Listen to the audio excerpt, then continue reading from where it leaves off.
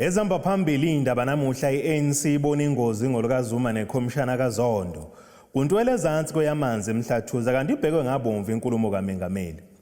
Nazi indaba ze1KZNTV nifundele ukuphilana kaCebe khulu kaMzimba umntwana uyakhuleka kunina besilo sanibonani.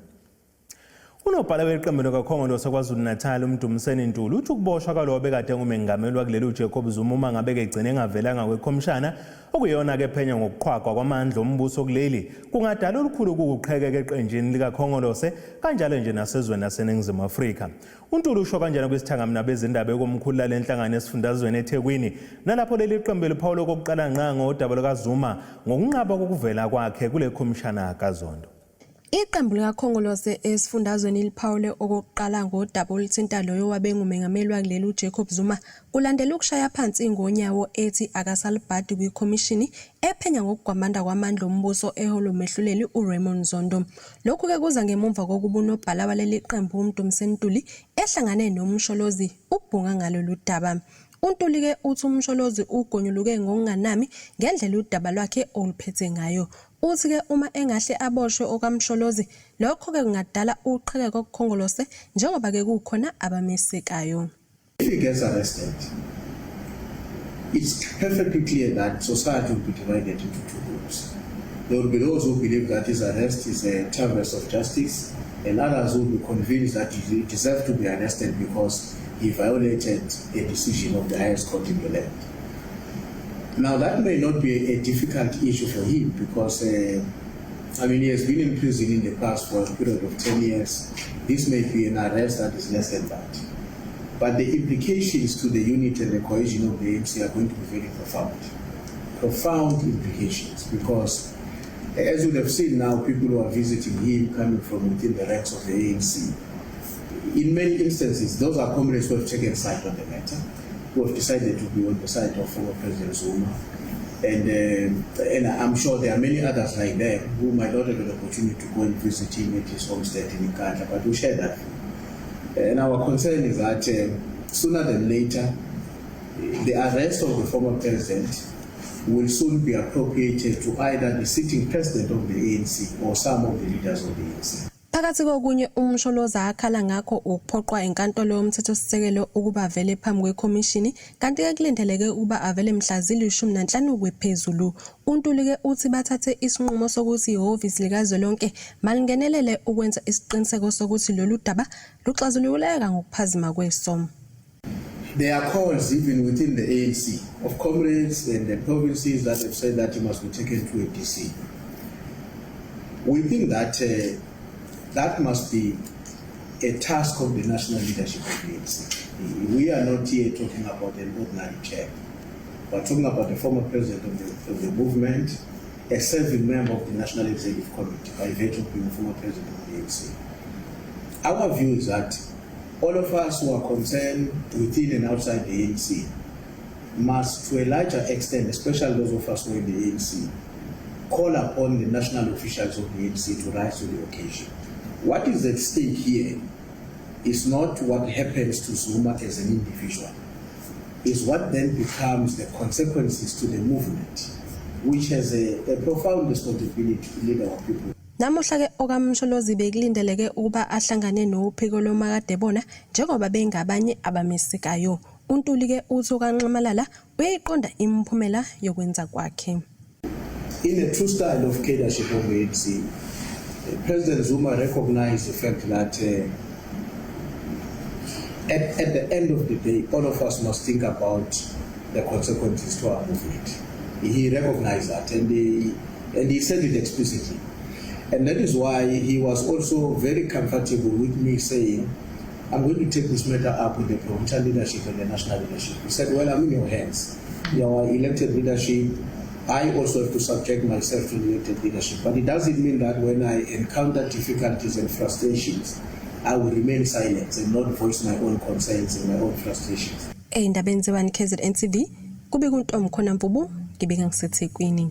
Kuloko zinhlansi yethemba ngokuxazululeka kwenkinga yamanzi eholele ekutheni umphakathi waseMadlankala nasesikhaleni enyakatho KwaZulu-Natal uvala imigwaqo ubhikishela ungahlinzekwa ngamanzi.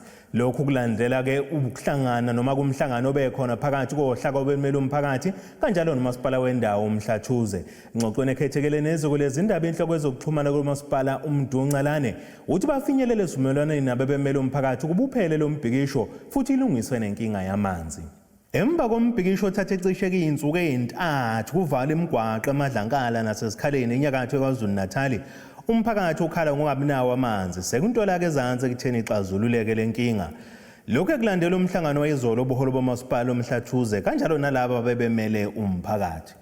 Phakathi kwezisombululo ezithathiwe esokuthi kusukela izolo emva komhlangano akuzoba khona ukuphazamiseka kwabasebenzi bakamasipala uma beyosebenza ukulungisa amapayipi ikakhulukazi njengoba ipayipi bekade ama valve alo efasiwe azashiselwa ngeensimbi. So lokho kuvunyelwana ngakho ukuthi akusezoba khona ukuphazanyiswa kwabasebenzi ngeke futhi besajahwa ngamatshe njengoba bekade kwenzeka phambilini.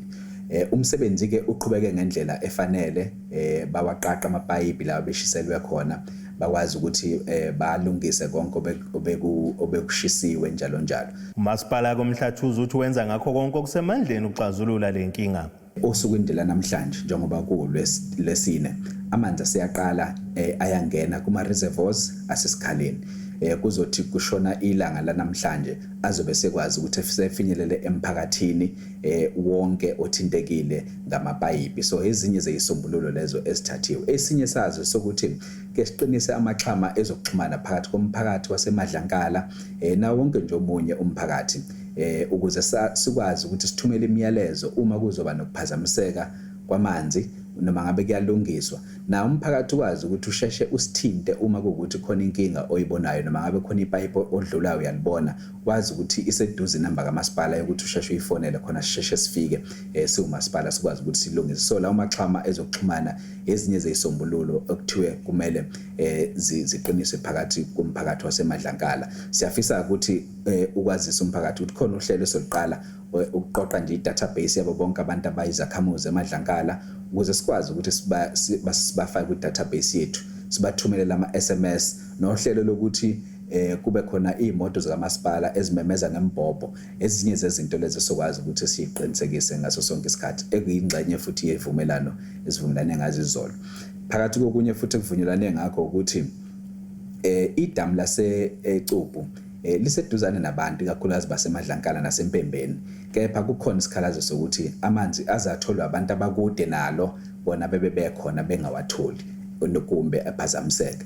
Ukuchazile umhlonishwa umeya ukuthi indlela okusebenza ngayo isystem yamanzi lela damu lifike liphakele ama reservoirs asesikhawini lapha emathuneni bese kuba yiwona ke lawo ama reservoirs aphakela umphakathi wonke wasesikhaleni cluster kuhlanganisa naye eMadlankala. Idamu leli alenele lingabukeka ligcwele ngaso sonke isikhathi kepha amanzi siwathatha khona awu 36 million liters ngosuku. Kanti umphakathi udinga amanzi awu 42 million liters ngosuku. Ngesikhathi sokuyothula lolu daba emoyeni abamatekisi esikhaleni bese bezibambele mathupha bekhuculula laba abavimbe emgwaqeni kanti ke bekulindele kuba kuyibamba likangqongqoshe ezokuphepha esifundazweni ukwazi imshengu ahlangane nabameli umphakathi kanjalo konomasipala uMhlathuze ntambama nje ukuxazulula lolu daba. Ibhekwe ngabomvu inkulumo kaMengameli Cyril Ramaphosa azokube ibhekise esizweni ayethula ke ePhalamende lwazolonke ngehora lesikhombisa namuhla kusihlwa. Phakathi kwezinto ezilindele kuba kakhulume ngazo udaba lomgomo omusha baka Johnson & Johnson emva kwezingqinamba ezibekhona ngoAstraZeneca obusuku eNdiya.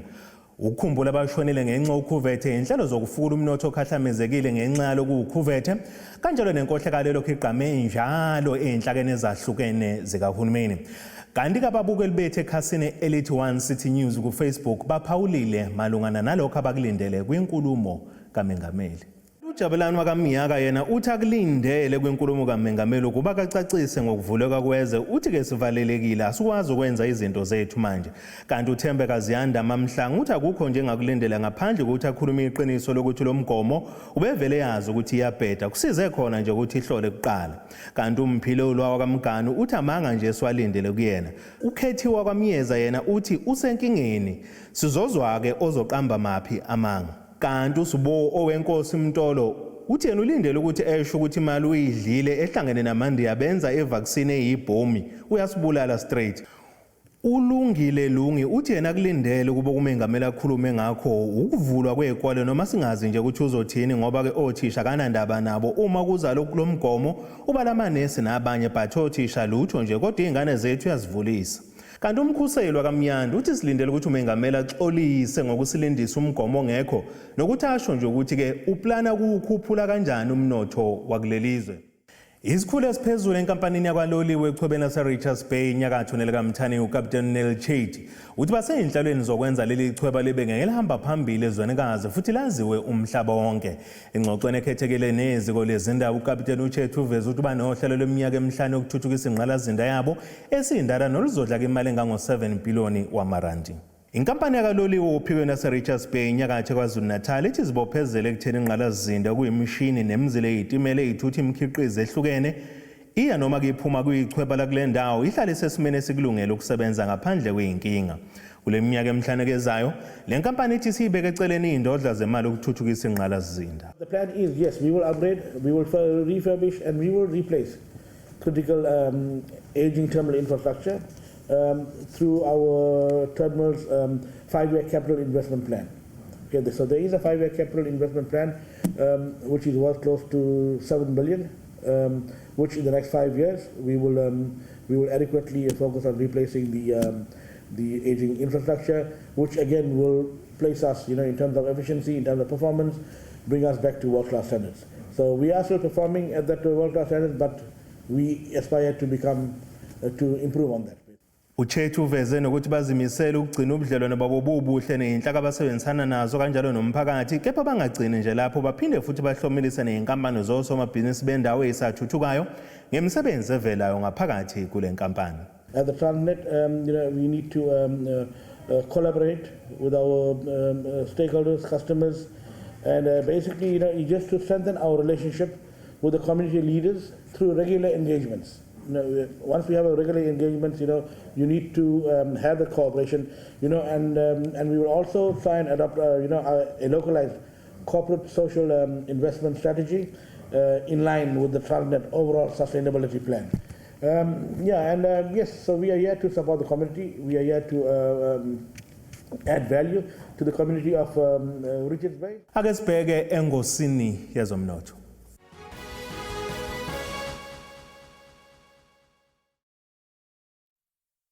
Iranda kuleli bizo R14.72 kuyidola laseMelika bengu-20.88 kupondo waseBrithani bengu-17.85 uma liqhathaniswa ne-euro yase-Europe.